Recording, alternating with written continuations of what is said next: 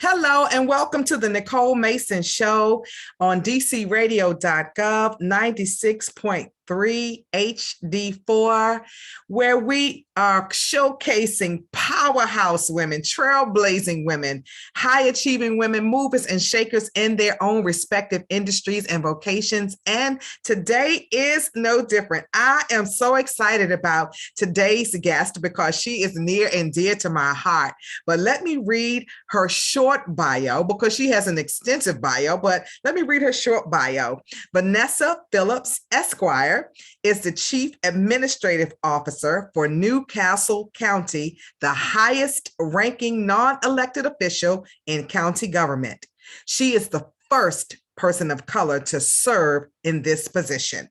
Prior to her appointment by County Executive Matt Meyer, Vanessa, a former Washington, D.C. prosecutor, was appointed as the Director of Administration for the Delaware Department of Labor in October 2015 to improve operations related to human resources, equal employment opportunity, and organizational management.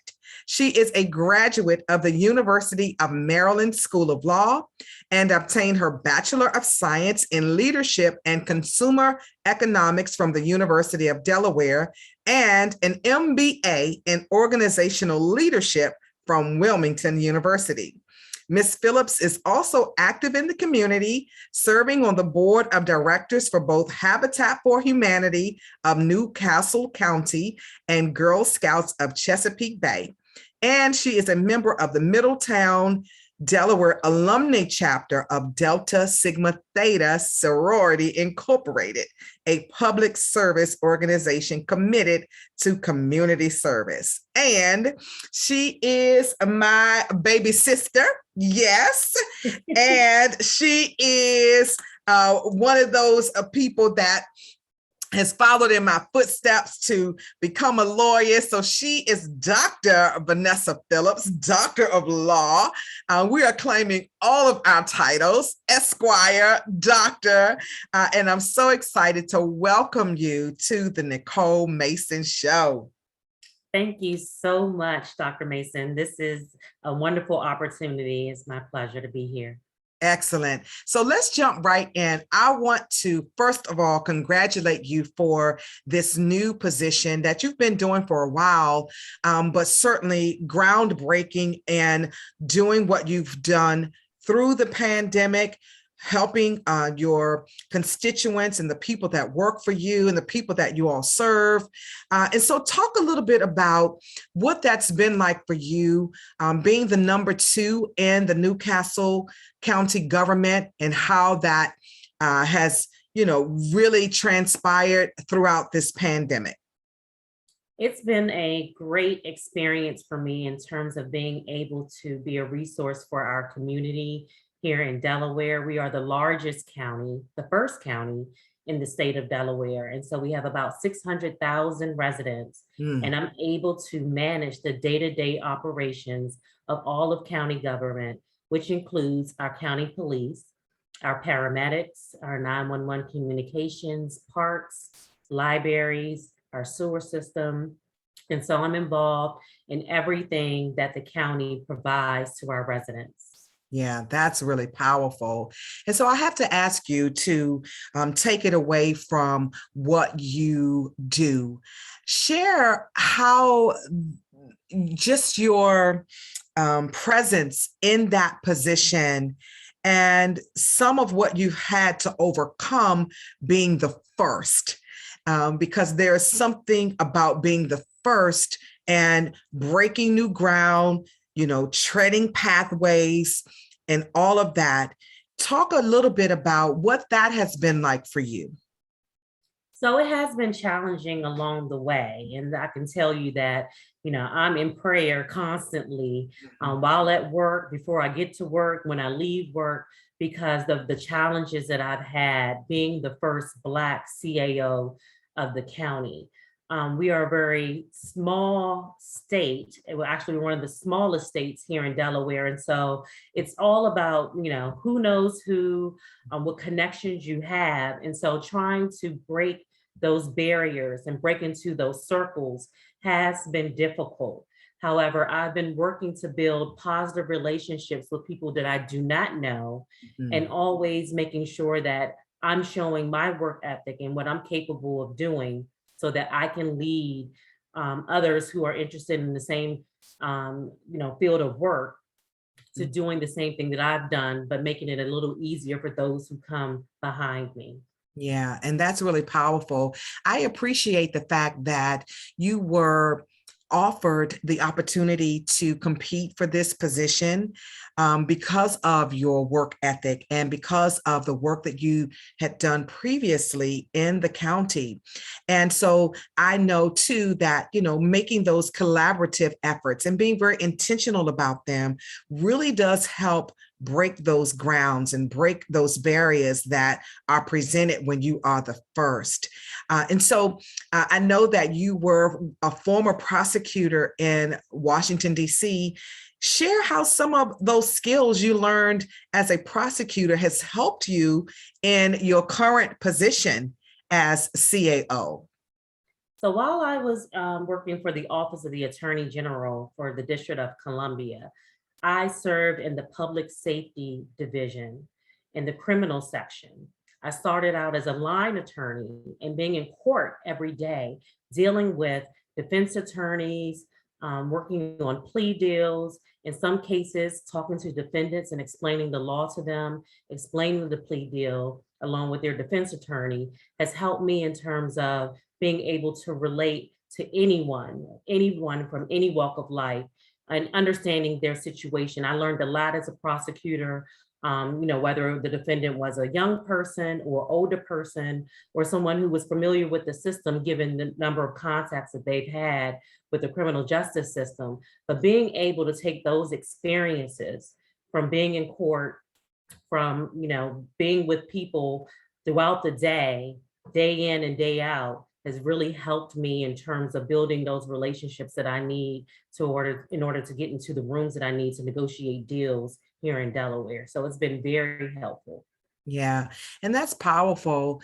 But, I want to also hear from you because I know, a lot of times when we set out to do something, in our careers, you go to law school and, you think you're going to be practicing law.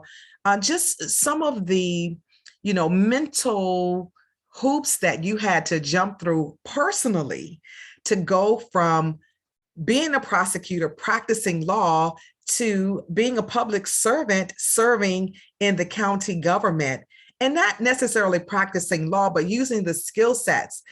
Talk about what that took for you to make that jump. So I'll tell you, for 6 years working at the Office of Attorney General, it became very stressful, Mhm. especially seeing people who look like me coming in and out of the courtroom, being charged with petty crimes, traffic offenses, quality of life, criminal acts. And it weighed on me. It really weighed on me. And, I wanted to be there because I think it's important to have a diverse number of prosecutors to make sure that there's an even playing field for defendants of color. And Mhm. so it was really hard for me to make that decision to walk away because I felt like I was making a difference in Mhm. terms of explaining to defense attorneys what options their defendants had that maybe they weren't aware of. A lot of people felt like I have to walk in and plead guilty. And I'm like, no, if you feel like you want a trial, ask for a trial and have the government prove their case. So Mhm. I felt like I was there making a difference, but in order to have that work-life balance that I wanted at that time in my life, I had to make a decision for what was best for my family, especially my children.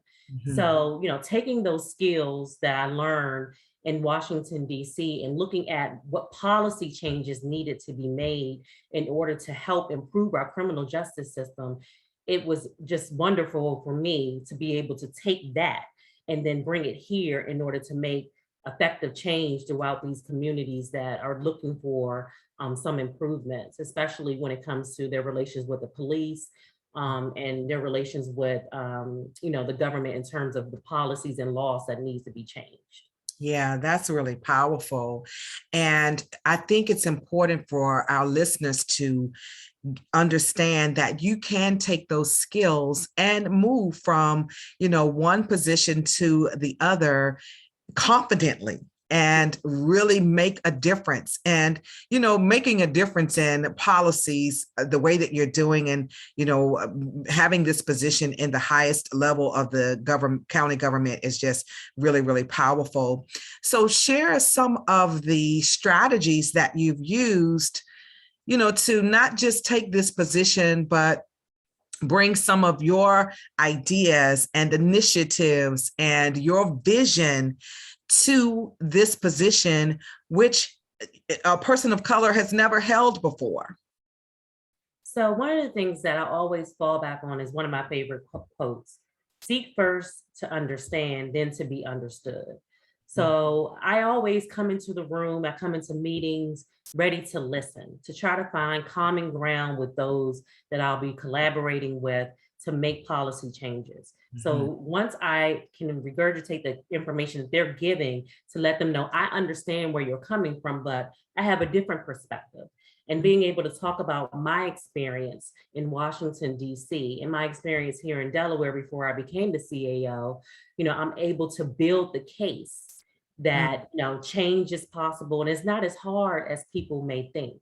A lot of people are scared of change. It's hard for us to do something different. But if you can create the picture for people, paint that picture that it's a path that we can take and we can be successful, it helps build that common ground among people who normally would not be open to new ideas. And so how important has mentorship been for you in this position? It's been very important. So, I followed in your footsteps. You were the first in the family to go to law school. Being able to see you do it and be successful inspired me to, go on and get my law degree and, take the bar and start practicing law. But as I've gone throughout my career, year after year, I've met new people with different tracks in their career, and being exposed to different types of jobs have really helped me in terms of determining what my future can look like. And so I have mentors. I still keep in touch with my 7th grade science teacher, who I've developed a relationship with when I was very young, when I was 12 years old. But I've stayed in touch with the women who have really impacted my life, who have really provided guidance and inspiration to me. And I've been able to also do the same thing for younger women and girls who are interested in the same type of careers that I've been able to work in throughout the years. So, I think mentorship is very, very important. And I'm always encouraging those that I work with and people that I'm friends with to give back and serve as a mentor, because it's very important. If you can see it, then you can believe it. And if you believe it, then you can achieve it. And so mentorship has had a great impact on my life. Yeah. And, I think about, the county executive, was it the executive that tapped you for the position? And, because you never know who's watching you. And That's so right. really having relationships and mentorships with people that don't look like you, that are not the same gender. Talk a little bit about how that's been important for you to move into this kind of powerful position that you have. So I'd always heard of the term sponsorship. Sometimes you have mentors and sometimes you have sponsors.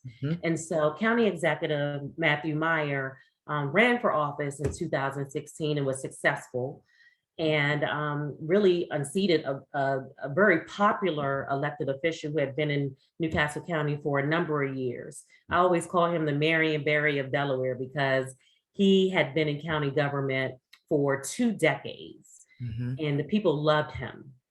And so with Matt coming in, an unknown figure, I thought it was very important to be supportive and to work as hard as I could to make the changes that he had in his vision for county government. And throughout that time, I was able to, convince him that certain changes needed to be made in county government to affect people of color, to focus on the most vulnerable communities in our county. And with presenting new creative ideas, I was able to, really show him that my heart was in it. And he became a sponsor. He became a sponsor without me even realizing that he was watching what I was doing. He was watching my work, watching the results that I was able to achieve. And at one point, when the former CAO, decided to run for Attorney General, he called me down to his office and asked me to serve as acting CAO while he conducted a national search. And I did that for about 90 days. And then he came back and asked me if I was interested in the position. And I told him, I never really considered it, but, I'm enjoying what I'm doing and I think I'm making a difference. And he said to me, well, I think you're the right person for this job and I want to hire you to do this. And I was surprised. But then when I look back on my life and all the things that I had been exposed to, even in high school, I used to volunteer at the libraries to do my community services hours for Banneker High School. The fact that I had worked at a police department while I was in law school, the fact that I had been in the courtroom, and all of these experiences that I had, I was able to bring to that job as CAO. And then it dawned on me that this was my destiny. And that this man that I didn't know, for a number of years and had just started working with, saw enough in me to trust me to become the first Black CAO of Newcastle County. And so, I always say to people, yes, mentorship is important, but so is sponsorship. Because you have people who can work their way into those rooms. You have people who can really influence others because of their status, but they also reach back to people who may not have those same contacts and sponsor them to bring them to the table. And that's the blessing that happened to me. That's so awesome. I feel like running because, when you know that God's hand is on your life and, Amen. he strategically places you before people so that they can watch you. Because what I heard was when you had the opportunity to share with him out of the bounty of your own experience about being a person of color and what other people of color could need it and how you could make policies better. So you were using your influence with this particular person at the time in your platform. We talk about platform a lot now because of social media, et cetera, but there are platforms in government and platforms in corporations and all of these different places. And if you use it appropriately, it can make a difference, not just for the people you're trying to serve, but also yourself. And that's what I hear. Right. And then for him to see and for you to recognize that you were enough, you are enough, that all the experiences that you had up to that point brought you to that particular destiny. That is so powerful. Talk a little bit about some of what you were saying to yourself, once you realize that, yeah, this is what I'm supposed to do. How were you encouraging yourself when you got there? Well, once I got over the shock of being appointed and being confirmed by our county council, I said to myself, I have a job to do. God placed me here for a reason. And, I've always try to give back and bring someone up with me whenever I would get a leadership role, wherever I work. But I felt like with this great responsibility that I was given, much was required, so getting up every day and saying, okay, what do I need to do today to impact the lives of the people in this county positively? What can I bring to the table today to make sure that people who don't have a voice at that table through me, use me, Lord. And so that's what I've been doing, from 2018 to the present day, making sure that I am doing the best that I can to represent those who don't have a voice here in our county. Yeah, that's really powerful. And, you have two small children. They're still small as far as I'm concerned. So being a mom in this high-powered position, what would you say to other moms who may be struggling? Some may be thinking, I can't do it. I can't go any further. What's your encouragement to moms who've been called, who've been selected for positions like yours? It may not be this, but some kind of position that will make an impact in the lives of others, but, maybe feeling a little bit discouraged right now. What's your encouragement to that woman? I would tell every mother out there that has, aspirations to be in leadership roles or to, take on their dream job or, go into a career that maybe they may think that they don't have time to do, to just take it one day at a time, because it's doable. I am a single mom now, and with my two children, I try to make sure that I'm creating a work-life balance for myself. So I'm there for them for their extracurricular activities, volunteering at their school, but I'm also giving time to do a good job in my career. So making sure that I'm checking in with them, making sure I can talk to them and set some time to find out, how was your day? What do you need from me? How can I be a better mom and give you what you need to be successful in school? Mhm. And I think keeping those lines of communication open with the children has really helped me in terms of being a better mom and making sure that, I'm keeping that balance in terms of being there for them, as well as doing my best as CAO of the county. Yeah, that's awesome. And what about self-care? What do you do for self-care? And, what are some of the recommendations that you have for other busy moms, high-powered moms? What about your self-care? I say do what makes you feel good. So I'm one of those girls who loves to be pampered. Mhm. I keep my standing nail appointment every other week. That makes me feel good in terms of being able to relax in a nice salon and doing something for myself. So I always set, an hour every other week aside for myself. Also, I like to say I'm one of those moms that loves to stay up very late at night. I'm a night owl. And Mhm. so once I put the children to bed, that time between 10 p.m. and midnight, that's my Mhm. time to read, my time to go on my pray.com Mhm. app and, read scripture, my time to watch something on Netflix, maybe binge on a new show. But I use that time between 10 and 12 to turn off the work phone and focus on just relaxation and doing something to either build, my physical health, my emotional health, and my spirituality. So, working on all those things and making sure that I'm taking care of myself has been very important, because if I can't, be healthy and, in my right mind for myself, then I can't be there for other people. So you have to take care of yourself first. Yeah, that's really good. And share with me about the power of sisterhood. I know you are in a sorority, Delta Sigma Theta. So talk about the power of sisterhood and how that also helps you in your career.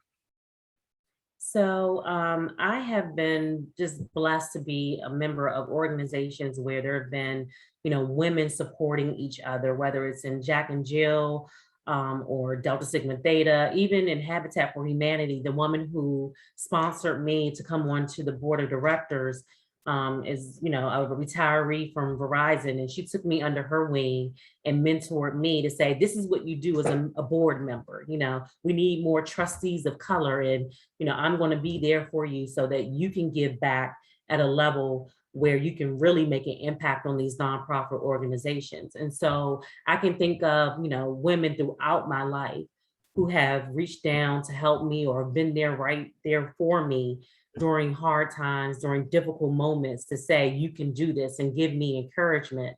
And so I think sisterhood has been really the backbone of, my career and my personal life, in terms of making sure that I'm taken care of, because we have to look out for each other. We have to look out for each other.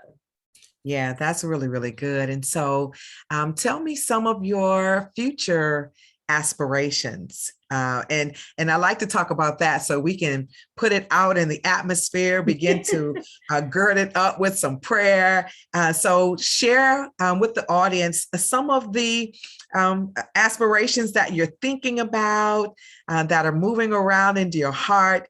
What would be next for you after this position comes to an end? So the county executive's term will be up in January 2025. And so I have been focusing on going back to my roots, going back to the practice of law, and really going back to the courtroom. And I think that the experiences that I've had throughout my career are leading me to really focus on a judgeship.